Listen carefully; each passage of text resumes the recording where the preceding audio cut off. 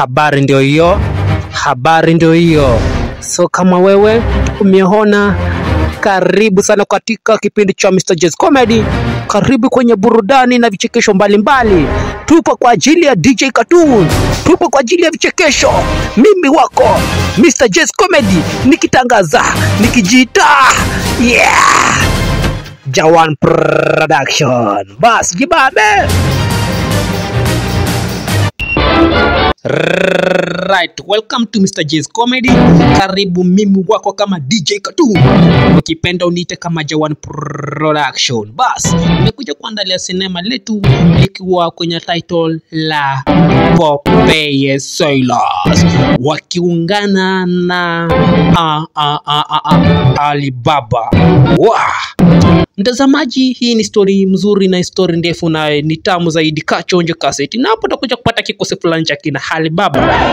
Kipo mahali kwa mtaa fulani na kimesema katika hii nchi katika hii nchi hakuna mtu ambaye tutampata kama ako hai. Tunamaliza sisi na kikosi chetu, ndio tunabaki tukikontrol hii nchi. Na Alibaba amehapa akisema yeyote utampata muue. Ipanga kwa ocha, yeyote utampata mumalize. Sawa wazee, sawa. Akiambia kikosi chao. Sasa Alibaba amehapa yeyote atapatikana kama ako hai anampita nao baya mbofu. I'm the toughest. Let's go. Sasa hapa ndo mtazamaji, yani wamehapa vita, wanaenda kuwa kila mtu. Na ukumbuke kina Popeye wanaishi katika hii nchi. Wanaishi katika hii nchi, yani ni nchi jirani, lakini wanaishi karibu na hii nchi ya kina Alibaba. Kumbuka sasa hawa ndio magaidi katika Orosanema Alibabas.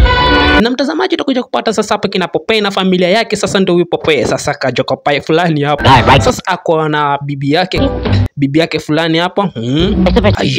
Aya. Sasa kanafanya usororaji.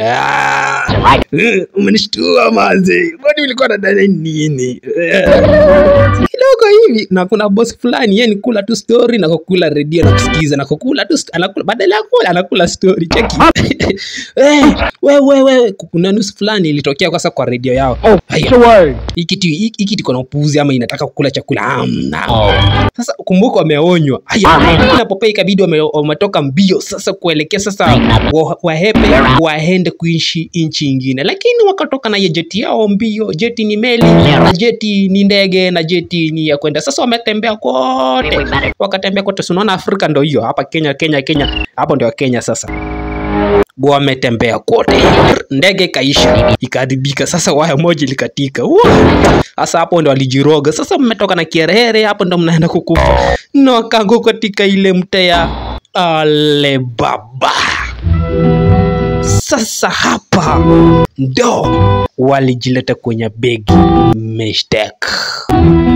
Right, hawa wakiwa na kina Popeye family wamezunguka, wamekosa pale kwa kukunywa maji, wamekosa chakula. Mahana hapa hakuna kitu chochote katika hii land ya kina Alibaba. Kumbuka Alibaba na kikosi chao waliamua kumaliza kila mtu, na that's why land kabaki kama imekauka.